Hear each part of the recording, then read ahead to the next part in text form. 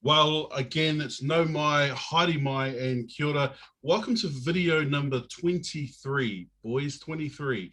We're certainly getting up there in numbers. And look, this one is a bit of a special one. Now, look, again, like I said earlier in one of my vids, it look really irrelevant what you're doing these days and life and occupation. You know, we're just really keen to see your smiley faces and hear your voices. But this old boy may be an exception.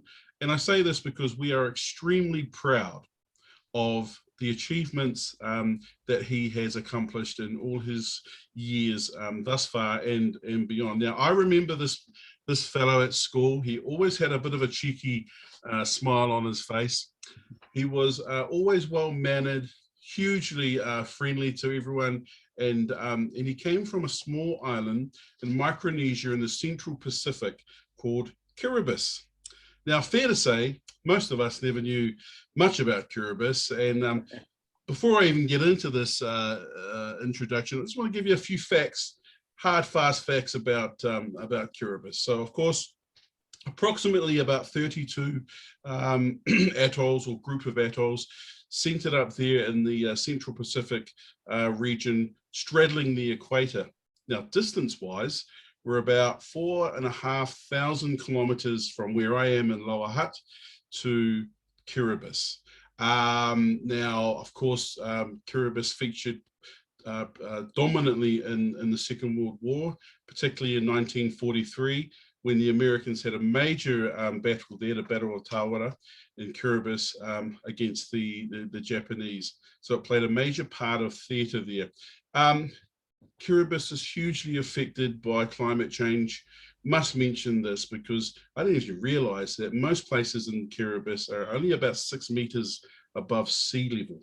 So climate change and everything that's going on in the world deeply affects this small independent nation. Approximately 120,000 people. Now, recently, the old boy we're about to interview was voted into Parliament there. He was one of 44 MPs, 16 new ones that were brought in or voted in 2020. He had a hugely successful medical career here in New Zealand, but he is now the Honourable Minister of Medical or Ministry of Health and Medical Services in Kiribati. So look, without further ado, it's time to say ko ngā Māori, ko uara and kia ora to your friend and mine, the Honourable Dr. Tinte Itinteang. Kia ora, Tinte. Kia ora, Eugene, and kuna Māori. Kia ora, Māori. And look, before we start, again, I just want to express on behalf of all of us guys, we're so proud of you.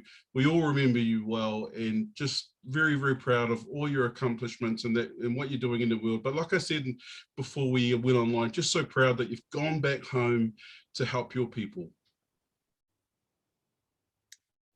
Yes, it's I don't know whether you call it I guess a fortunate series of events, Eugene. I think, as I mentioned to one of the Radio New Zealand reporters last year when I made it into Parliament, you know, if you'd asked me even as late as 4 years ago if I was planning to run for Parliament in Kiribati, the answer to that question would have been a blatant no. But anyway, here we are, Eugene. I tend to look at things from sort of a half glass full point of view rather than the reverse. So I tend to be more on the optimistic side. But anyway, here we are, Eugene, and a big credit to you, Eugene. I think you've done a massive effort, collating all these stories, putting them all together. It obviously brings back quite vivid memories of the so-called old school days. But I think they're quite special memories. I wouldn't be here without those memories, without those experiences, and it's been good. I remember you from college days, Eugene, as much as you remember me. And, there's a whole lot of other group of friends that make up those quite memorable moments. You've done a few videos, and, some of them I didn't quite recall, but, after seeing the videos, you remember quite vividly. And then I had to, I remember, I think it was over the weekend, I actually had to look back at the blue and whites, just refresh my memory about, who the guys were back then. But it's nice. It's nice, Eugene, and big credit to you. A big credit to the guys who've made the contribution, and I think it's important. So here I am, Eugene. Here I am also. Here you are. Well, contribution. Yeah, well, thank you, Tinte. When I spoke to Colin Hancock, he mentioned that you were the current minister over there in your homeland. I was just so proud. But look, let's crack into it, because as I look out my window here in Wainuiamata, Lower Hutt, it is cold, it is dark, it is raining. We've had about 100 mils of rain over the last 24 to 48 hours, something that we're pretty used to here. What's it like where you are? Tell us, what's the temperature? I'll tell you, Eugene. Here it's about 37 degrees. It's warm. We had a bit of a drizzle earlier on, but for the most part, it's actually quite nice. And as you can see, I'm wearing a t-shirt, or a shirt actually. Loving the colors too, Tinte. Nice and bright. Oh, thanks. I have to tell you though, Eugene, I don't miss the winters. I certainly don't miss the New Zealand winters. But it's nice to experience it every now and again. Yeah, for sure. Nothing's changed. Okay, let's go back. Take us back to your initial memories of St. Pat's Stream. When did you come to our college, and how many years did you end up staying? And give us your first memories. Take us back. Yeah, it's actually interesting, Eugene. I guess a lot of it had to do with my parents. My parents are very sort of strict, very religious Catholics. Are still practicing, still alive, but they had a lot to do with the choice. I mean, they obviously made some of those crucial life decisions for me back then. Back then when I was a sort of a 15-year-old boy, I actually came to St. Pat's in 1991. So I joined sort of midway through the 5-year, I guess, duration, and then thankfully lasted for the 3 years. But it was I remember my first day, Eugene, and I mean, I guess for some of the guys it might be quite hard, but born and bred in a small island of Kiribati with a total population of about 100,000. Now, it probably back then in 1991, it probably would have been about 60, 70,000, I suppose. But, coming from here where you just about knew everybody, getting on a plane and, landing in Wellington where you just got lost amongst people, it was a very eye-opening experience for me. Very scary. You can only imagine. Now, you would have been a boarder here, Yes. starting in 91. Can you remember your first dormitory, or who was your boarding mates, or who you hung out with at Stream? Yes, well, I think I was in the what's that? Is it the Redwood Wing? Yep. Yeah, so I think I was there, and I used to. I think some of my friends back then were. I'm not sure if you've actually interviewed them. You've got the likes of David Quinn. Yes. Anton. Yes, so they were a few of the guys that I hung around with during those sort of first few terms, especially being a boarder. Obviously, as you sort of grow into it, and I did by sort of 6th form and 7th form, I think as Colin rightly said in his interview, we then became dorm buddies. He was the head boy, and thankfully he allowed me to be one of his dorm buddies, which was good. It's good. Yeah. That was sort of towards the end, though. Good on you. Yeah. Now, you mentioned both David Quinn and Anton. I'm in touch with them, so we'll be interviewing them soon. So we'll have their memories. Yes. Now, can you remember the boarding food? What did you think of the food in the boarding school? Actually, Eugene, it's actually funny because to this day I still had vivid memories. I actually still talk to some of the people around, and I used to remember that most of my colleagues, boarders, never finished their food. They actually thought the food was crap. But when you come from a small island, I actually thought the food was great. I wasn't used to eating corn silverside, so I thought that was delicious. So I ate, including some of my mates' foods, because obviously they didn't like it. but I enjoyed it, and I ate their food as well. Well, look, I hear Yeah. you. I was a boarder in '91 as well, and I loved the food too. I thought it was outstanding.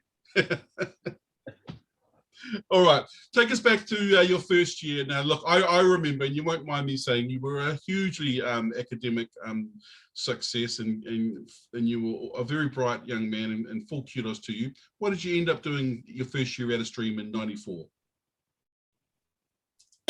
So on completion, at the end of '93, I came back to Kiribati. We're greatly restricted here in Kiribati. We don't have the luxury of being in New Zealand, where you can actually choose what course you go to. To a large extent, your future is actually determined by people who can offer you scholarships, and the scholarships that you get. So I came back at the end of '93. I'd missed out on all the applications for scholarships for '94, so I stayed behind home, and just sort of I actually worked in the latter part of that year as a part-time high school teacher at one of the local Catholic schools, St. Louis. So I spent the last 6 months of that year working there. Then I actually got a scholarship to do medicine in Papua New Guinea, and that was quite an eye opener. We spent probably about a month there in Port Moresby, and of all the places that I've been, and I haven't been to a lot of places, but it is a really rough part of the world, and we only lasted about a month, fortunately or unfortunately. Yep. So then we got sent back home, and then we had to reapply for 1996. So I went through the Australian High Commissioner, and then luckily I got a scholarship to study medicine at the University of Melbourne in Australia. So I was there for 6 years, pretty much. Wow, fantastic. Now, look, you are a doctor now, and you have done so many things. Look, I've had a quick look at your resume, and it's hugely impressive. I wonder if you could just give the guys that are watching us just a little bit of a snapshot where those studies in Melbourne have led to you, particularly the work that you've done here in New Zealand and the work that you're now doing as Minister in Kiribati. Yeah.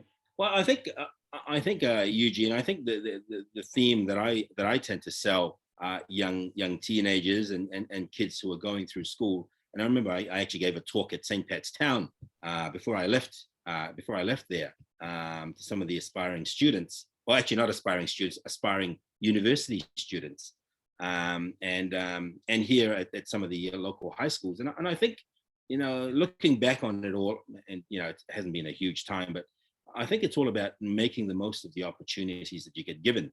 Now, obviously, the dice is not always going to roll your way, but I think if you put your head down, as they always used to tell us at Silverstream, put your head down and just keep working at it. As long as you've got a good heart and you're well-meaning, then I think the rest will follow. Yes. Absolutely. Well, look, for those guys that don't know, you're heavily involved in the research side of medicine here in New Zealand. You did extremely well there. Look, COVID-19 has affected the world, and everything that we do in every country and every person has been touched by it. How is the COVID situation in Kiribati, and how are you coping? Yes, it was again, that was another series of events. Eugene, I actually was hoping that by the time I made it into Parliament, I was hoping that by the time I got given a ministerial portfolio, and thanks to the current president, Thanis Mamo, that he's given me the health portfolio, I thought everything would be over. A bit like the SARS and all those other pandemics that we've been through, and I thought maybe this is just a thing that'll just blow over after a few months. Well, here we are.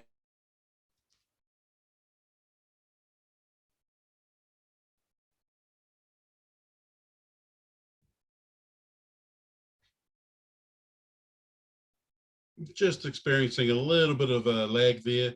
No surprises due to the distance, but if you can still hear me, Tinte, carry on. Yes. So unfortunately, in Kiribati, Eugene, we don't have the luxury of resources that you have access to in New Zealand or other similar parts of the world. But it's been nice. We've actually managed to lock the country down, good or bad. But it's managed to avoid importation of COVID-19. Touch wood, and hopefully we've managed. And this is obviously thank credit to the staff who are working at the front lines and putting in the hard yards. This is a credit to them, Eugene, that we've thankfully made the disease entering the actual country. We've had a couple of cases at the border, but thankfully nothing within the actual community. Oh, that's wonderful news. And I believe our cousins across the ditch in Australia are helping with your vaccine rollout there. And hopefully that goes really well for all the population in Kiribati. Well, we're very thankful, Eugene, as mentioned before. We're very thankful for our development partners. And it's not only just the Australians, it's the Kiwis have actually contributed a fair amount as well through the foreign affairs programs. As well as WHO, China, and henceforth. So we're quite lucky in that sense as well, Eugene.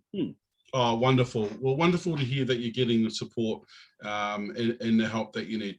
Now, on a personal level, are you married? Do you have children? Can you introduce that side of your life to us? Yes, well, I got married relatively early, Eugene. I don't know whether it was a good thing or a bad thing, but I was actually with some mates in Melbourne from Kiribati going through university. They party.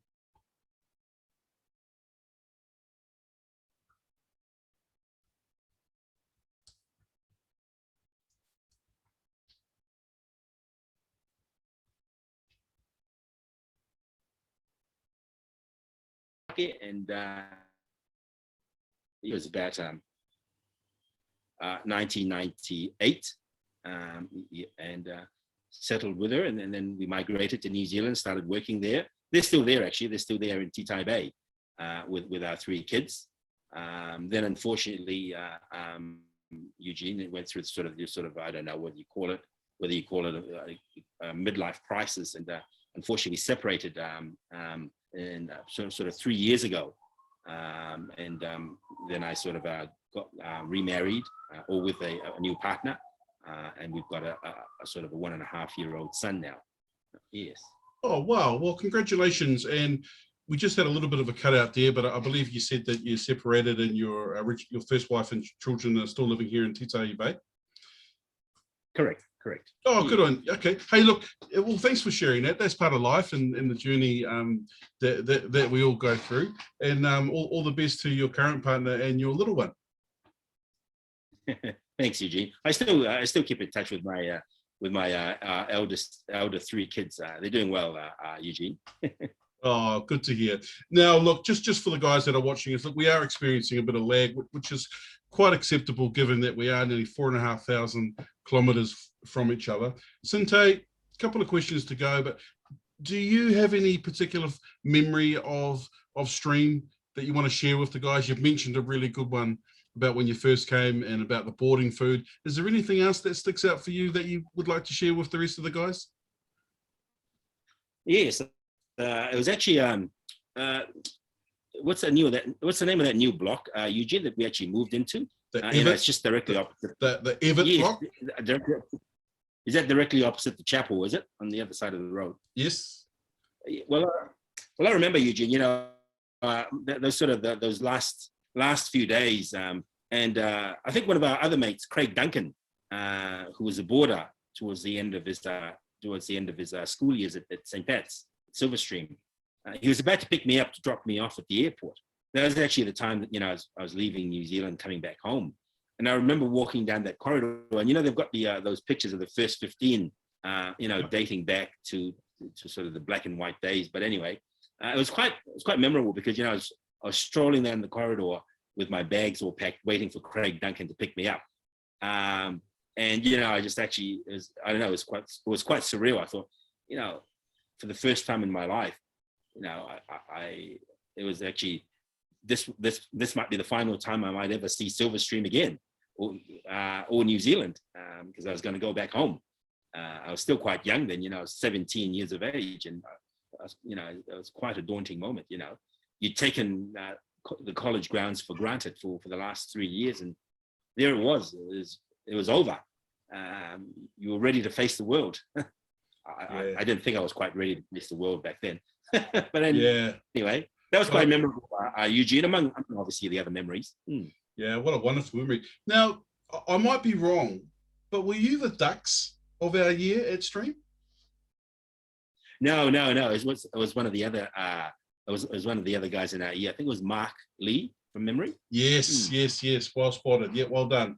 No, we were talking about it before, and but look, and Mark was phenomenal too. But I know that you achieved well as well. Well, look, I'm gonna let you go now, Tinte, and I know the guys will be really keen to see this. Again, I just want to reiterate to you, we're so proud of you. You're one of us. We shared some really unique experiences. I remember you very well. You're a top guy, and just so proud of what you're doing back in your homeland in Kiribati. Do you want to send a final message out to the guys that'll be watching this video? Yeah, I know. I think first and foremost, Eugene, as mentioned earlier, a big thank you, a big thank you to you, Eugene, for all this effort. It'll be good. I think the other thing is, I think most of us would be about sort of hitting about mid to just past that mid 40 age range, Eugene. I think I'm actually about 46, but yes. So we're all about there, huge. I'd like to think we're probably about halfway through our lives. We've probably got another 40 odd years ahead of us.